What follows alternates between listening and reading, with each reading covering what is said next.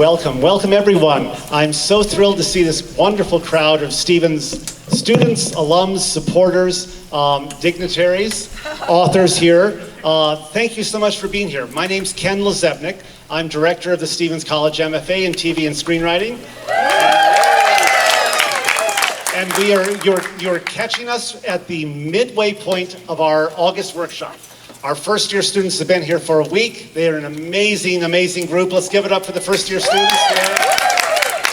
They have had everything from writers' rooms experiences, working with our mentors. We did a tour of the Simpsons writers' room. We had an extraordinary event at the Writers Guild last night that featured women comedy writers ranging from the legendary Gail Sargent all the way up through Najeri Brown, currently writing on Dear White People and Blackish. So we've had this amazingly rich week, and now our second year students, applause for our second year students, have arrived as of last night. And they are launching into their week of workshop, which will feature actually a very intense writer's room experience led by John Vandergriff and Valerie Woods. 2 days of intensity. So we're going to have a great week. And I wanted to start by this really extraordinary honor that has befallen us. I want to welcome Jake Flynn, who is the communication director for 3rd Councilman Bob Blumenfeld, and Jake has the presentation for us. Thank you, Ken. So I'm Jake Flynn. I am the Direct Communications Director for Councilmember Bob Blumenfeld. I'm also the son of one of the professors of this program, Cari Beauchamp. Yeah! And one of the great things I get to do is honor programs, people who make a serious impact on our city. And getting to know a lot of the students through my mom and getting to know Ken. This is truly a very special program that offers and brings in an incredibly diverse group of voices and people to make their impact on film history. And so one of the things that I wanted to do quickly for you guys is I have a big certificate signed by the whole city council and the mayor that I wanted to give to the program and to the school to take back to Missouri, and one to also thank Roseanne, Ken, and Dr. Lynch on their impact in making sure that this program is successful and fantastic and continues to thrive. And also congratulations on 4 years. I wanted to mention that as well.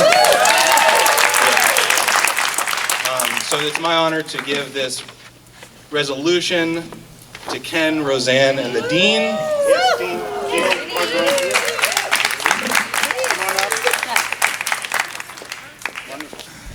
So, well, please welcome Dean Gail Marderosian, Dean of the School of Creative Arts.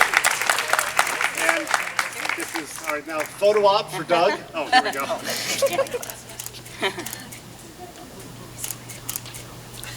Yay, you can take that back to Stephens College on behalf of the grateful city of Los Angeles. Woo! Can you see how exquisite it is?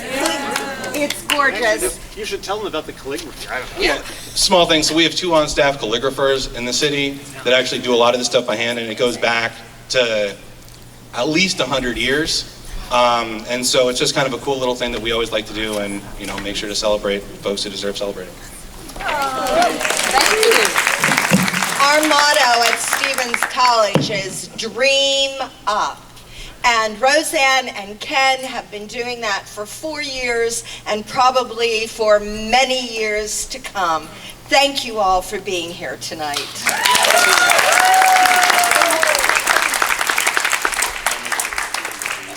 Great, okay. Thank you. Oh, thank you. So, and this is incredible because Roseanne and I each get our own certificate, which is pretty cool. Thank you. We will place it in the MFA archive. I don't know. And all right, I will give Roseanne hers, and there's one also for Dr. Diane Lynch. So here's Roseanne's. One more.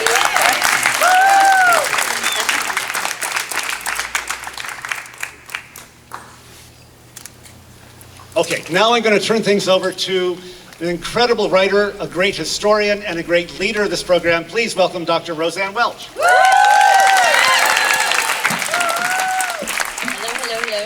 I'm short, So I'm going to do that. All right, it is so lovely to have all of you here with us tonight. We thank you very much for coming. We want to celebrate the work that was done by our inaugural class. We love all our classes. They're all wonderful people, but the very first class took a risk on us. And we were so pleased and so proud. But it's not just that. When everybody wrote research papers, I was the only person that read them. And I thought, these are far too good for me to be the only audience. So I went to the publisher I was working with at the time, and I said, you wouldn't be interested in a book about women screenwriters from the early days, would you? And they said, oh, there's not enough done on that. We think that would be a good niche market. So we had a book. And yeah, it's kind of cool. We have a book. So it took a couple years. Obviously, these folks graduated and have gone on to do lovely things in their own personal lives. But they're back with us tonight to celebrate. So what we really want to do tonight is hear a couple of minutes from each person. Who did they write about? Why was this person so cool? Why should we all want to know more about the women who built Hollywood? And we're going to begin that by asking Cari Beauchamp, who wrote Without Lying Down, Frances Marion and the Powerful Women of Early Hollywood, who has done the introduction for us, just to say a couple of words. So if Cari would join us.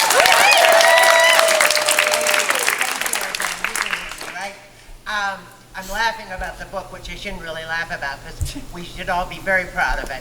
But about 2 years ago, I guess, Ken and Roseanne and I got together, and, Dad's got a barn, Mom will make the costumes.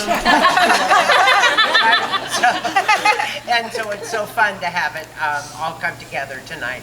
And, it's a pleasure for me, and it's just a source of inspiration back to me to see you guys. And for so many years, we've been, advocating for diversity in stories. You are this program is the personification of that, and it's an honor to be associated with you in even a very small way. So thank you. It really is. And one last thing, we are working on, make a little note in pencil now, but January 12th, we're working on getting a night at the Egyptian Theater in Hollywood to show some of these women's movies and sell some of these books and have a real official Hollywood gathering. So that's All right, so we're going to begin. As we said, I'm going to just go in line as everyone sat casually up front. We'll start with Toni Anita Hull. Hey, Stephens alum. I too am very short, shorter than you, Roseanne. I can't do this. So I had the honor to research and come to know and love an amazing writer named Anita Loos. Anita is most known for a little novel you may know by the name of Gentlemen Prefer Blondes. Long before she wrote that, though, she was penning scenarios. And what she did with the intertitle is that she took it from just explaining time and place to something so much more than that.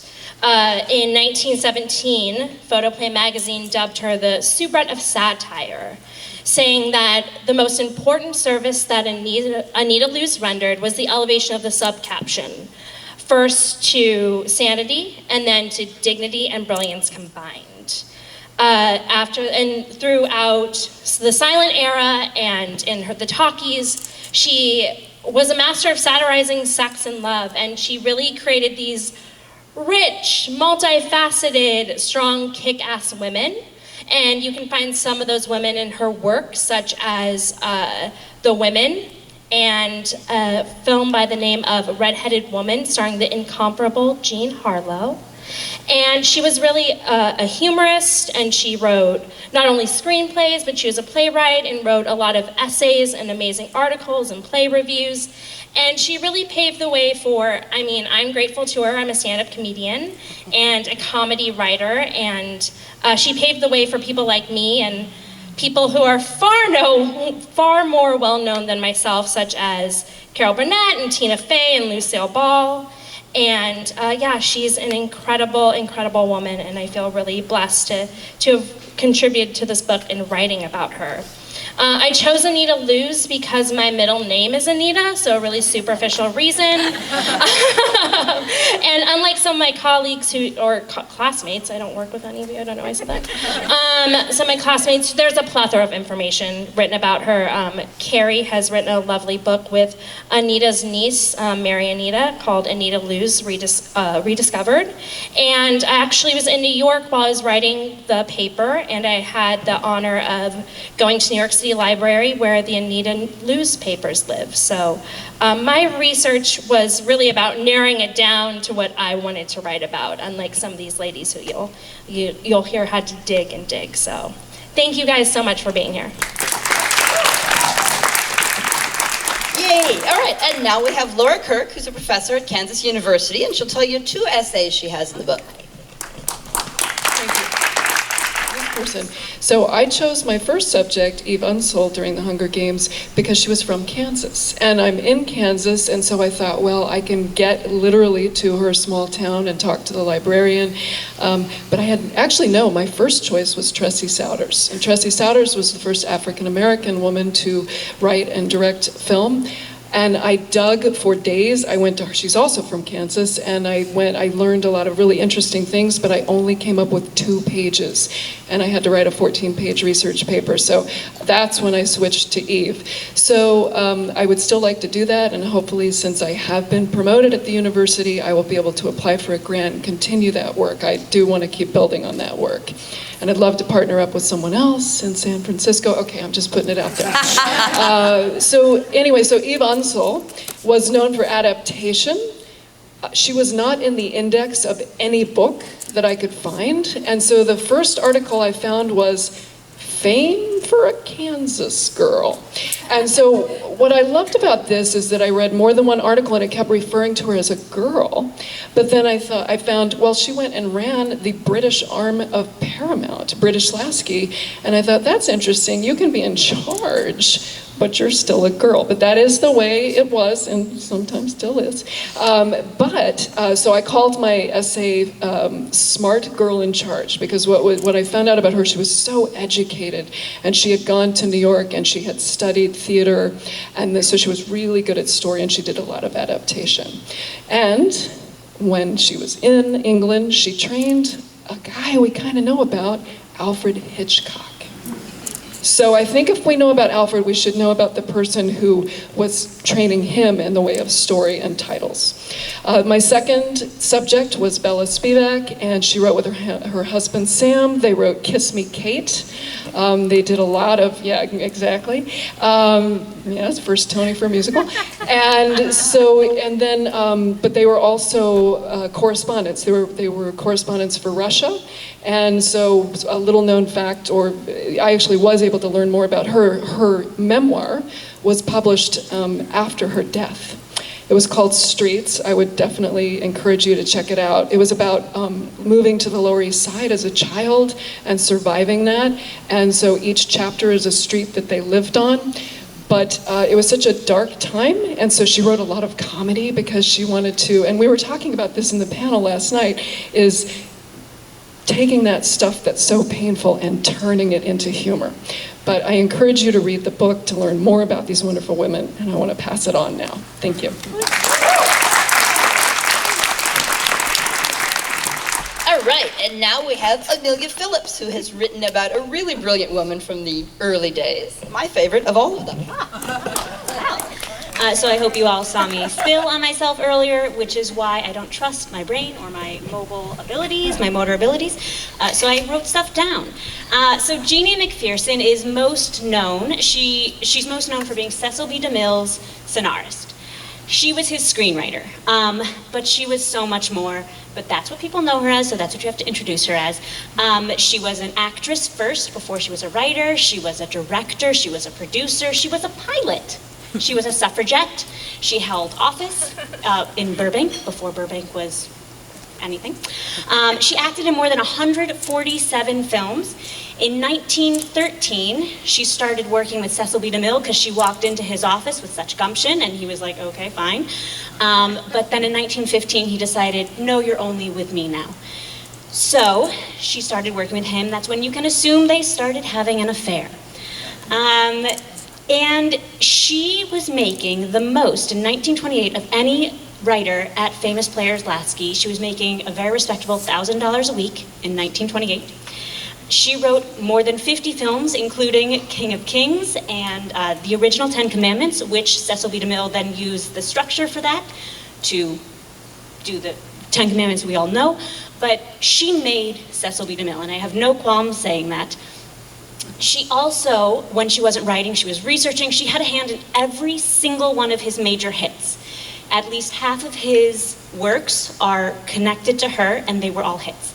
She also, at some point in 1933, stopped being with Cecil B. DeMille. She went over to MGM, freelanced.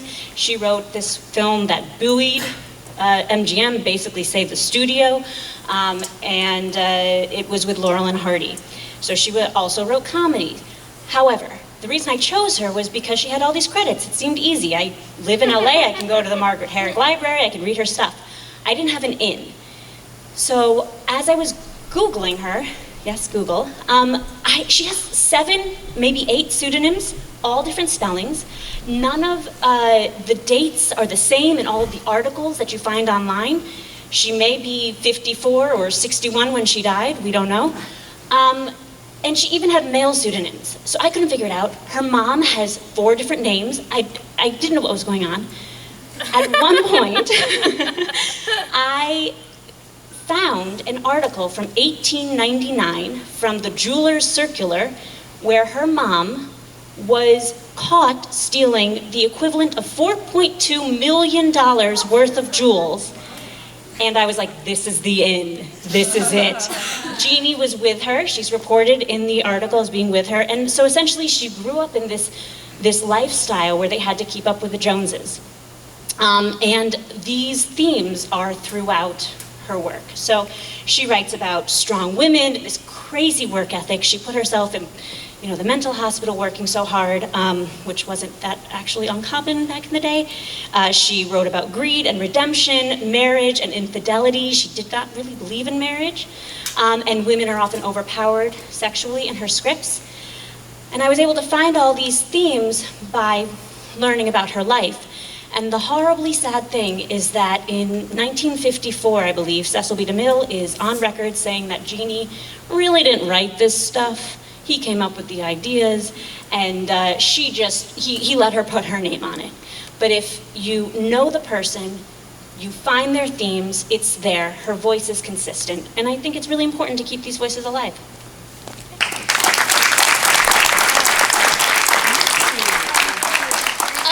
No relation, but now we have Sarah Phillips. Hello. I did not write anything down. So I did Marion Fairfax, mostly because I'm a fan of, the hardest thing to do is usually what I pick. So, which is why I'm a cinematographer. So Marion Fairfax, there was literally nothing about her. And I was like, okay, my undergrad's in journalism, I can figure this out. I'm gonna figure it out. So that's who I picked. And I went to the Margaret Herrick, I started early, because I knew myself. And I went to the Margaret Herrick Library and did so much research. But even at the Margaret Herrick Library, it was mostly about her husband, who was sort of a famous comedian. And so I sort of got the outline, and there were a few letters that led me down different paths, but I mostly had to research the men's lives in the letters to see where they overlapped with Marion's life. And I had to do a lot of extrapolating as far as what the industry was like. And so she's, back to Marion herself, she's fascinating to me because I am in physical production and because I do have a production company, and she started a production company in 1921, which at the time was probably not the smartest thing to do, because everyone who was doing well started in 1915 or earlier, and they were all sort of banding together at that point. And so then there was just Marion out there being like, well, I'm a very well-known screenwriter, I should be able to do fine. And one film sort of sunk her production company. Because she trusted someone to to do what she should have done on set, probably. Well, the cranking of a film was at the wrong speed. Anyway, but it took me like going down this crazy rabbit hole to figure out that that's sort of what happened. And even after that, she was getting letters from very famous filmmakers because she was also plagued by an illness throughout her whole life that we don't know what it was. But she was often called on for her opinion on edits, on stories, to write different films, even after her production company tanked. But I found her really interesting because we often hear the stories of these great women, well, I mean, in our program, in the niche audience that we are. When you're looking up stories of women, you often see the stories that are like, and then she was really awesome and perfect, and if you try hard, you're gonna be awesome and perfect too. But I think sometimes it's important to be like, this woman tried, and yeah, her film tanked, and she got really sick, but like, she did it, right? So that's something that I found important about Marion Fairfax's story. All right. And now we have Julie Berkobien.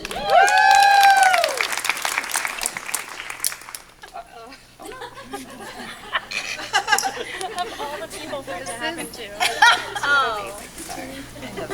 Technical difficulties. You're amazing. Story of my life. Okay. I actually wrote about a couple, the Hackett's, Frances Goodrich and Albert Hackett. I think it might be the only man in the book. I'm not sure. No, Bella and Sam. Oh, you wrote about Sam as well. Okay, sorry. I really first was interested in writing. I didn't write my paper until the third semester. That was the time era that they wrote in. But one of our very first lectures by Roseanne, she mentioned Frank Capra as someone who would put his name in huge letters all over a film, even though he wasn't really involved in the writing process. And It's a Wonderful Life is a perfect example of that. And when I thought about it, it's one of my favorite films, and I knew there were other writers attached to it, but I just always thought about Capra's It's a Wonderful Life. Turns out he really had nothing to do with writing it. Kind of stole his 1/3 writing credit. But I love that movie, and so I wanted to research these writers. And they didn't really struggle. They kind of had like successful people problems, but they were an incredibly interesting couple. Both grew up on the East Coast. Both started as actors. Went into playwriting. That's when they met.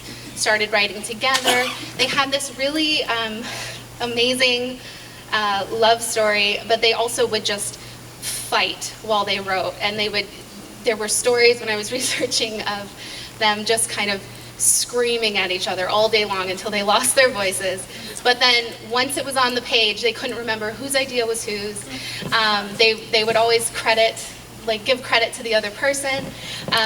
And so they wrote The Thin Man. They wrote actually the first 3 of the 6-part series. And several musicals for MGM. It's a Wonderful Life, which they never saw. Read the book. And then their final, they have so many, but their final project, they wrote the play, The Diary of Anne Frank.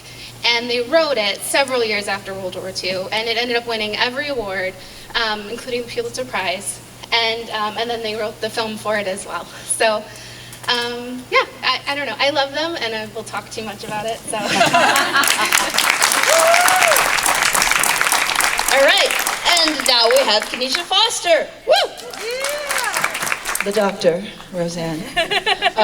Yes, so I am obsessed with my person. Her name is Alice Guy Blaché. We will just call her Alice Guy because Blaché was her husband's name, and he sort of ruined it also. So Alice Guy was arguably one of the first 3 filmmakers ever.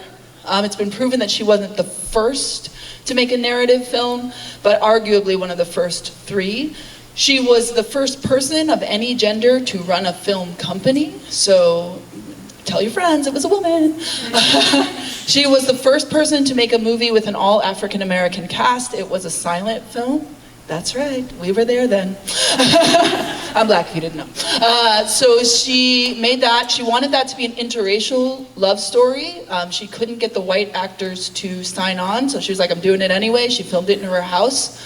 And by today's standards, there's certainly problematic nature of what it was like rooted in and what was it about, but she was daring in that way. She was also gender swapping in her films, again, over 100 years ago. She made a film called The Consequences of Feminism, where she looked at gender and had male-identified people dress as men, dress as women, and female-identified people dress as men, and then like what would happen if we treated you the way that you treat us. She also made a vision of what that movie would be like in the year 2000, which didn't, as far as I know, there's a new documentary coming out that unearthed a lot of new footage, but when I watched, they didn't have that film yet. So she was doing slapstick, and she was doing comedy, and she did close-ups way before DW, so do not let anyone tell you that we have to learn about Birth of a Nation because of that close-up, because it is not true. She did it first, and all you need to do is watch the movie, because that movie is actually available. You can go to Videotech in South Pasadena and rent it today, so it's not hard to find the truth. And a little bit of something that is not provable, but I'll share with you, because why not tell secrets to each other, is she may have been a woman of color. Because her parents that were married were both white, but they moved to Chile, and all of her other 5 siblings were born in Chile. And then when she was born as the last one, they scuttled her off back to France. They had the baby with no one around to see what she would look like, I think, and then left her there and went back to raise the other children. And when she was asked about that fact, she was known to be like, So we're like, are you Latina? She'd be like, maybe. But there's so much more. Those are just the beginnings. But Alice really was the beginning of film. And if you don't know about her, pick up a book. There's so much happening to unearth her story now.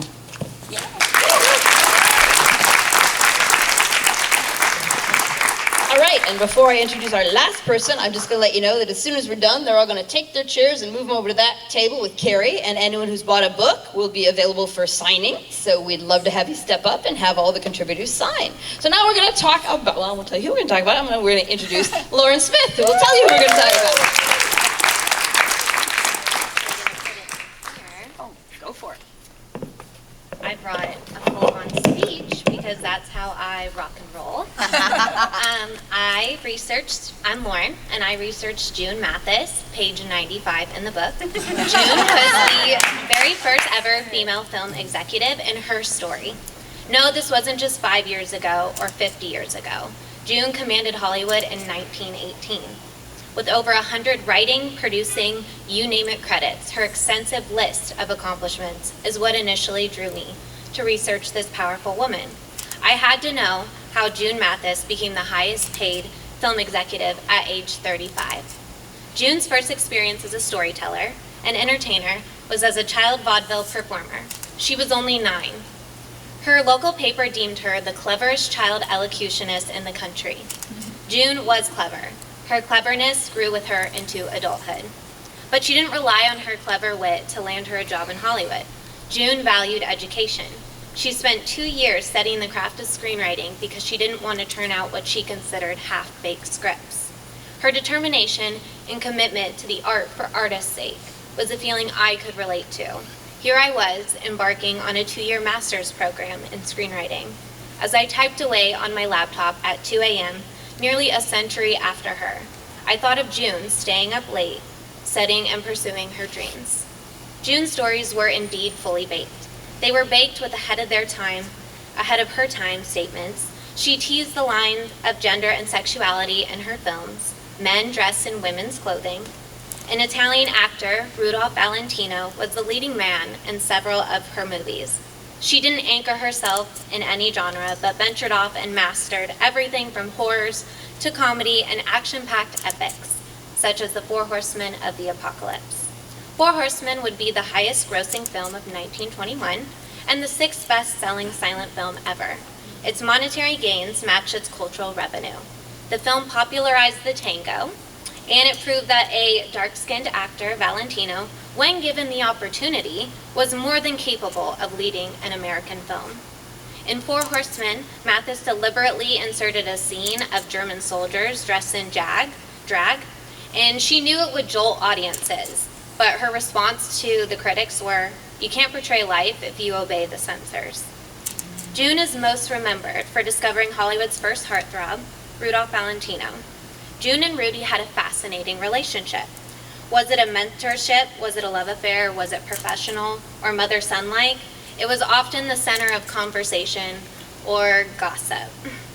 The partnership between Mathis and Valentino still remains unknown to this day, but Adela St. Rogers said it best when she said nothing could shake the friendship between June and Rudy, not even death. Valentino died from an abdominal infection at just 31 years old. Following his death, Mathis bid on an empty plot next to him. A mess of a lawsuit ensued between June and the Valentinos. June defended the empty plot. "He is a guest in my future home, and I don't intend to ask him to leave." Before the case was decided, June's heart gave out after decades of struggling with a weak heart. But perhaps she died from a broken one. Rudy and June died within a year of each other. Whether they were film friends, aficionados, or like family, these two were in sync. Today they rest side by side in peace at the Hollywood Forever Cemetery in Los Angeles. June made the most of her 12-year term in Hollywood, paving a fierce and fearless road for future screenwriters like myself and all of my MFA sisters. If June were here now, I think she would say, study hard, forget the censors, and for art's sake, read When Women Wrote Hollywood.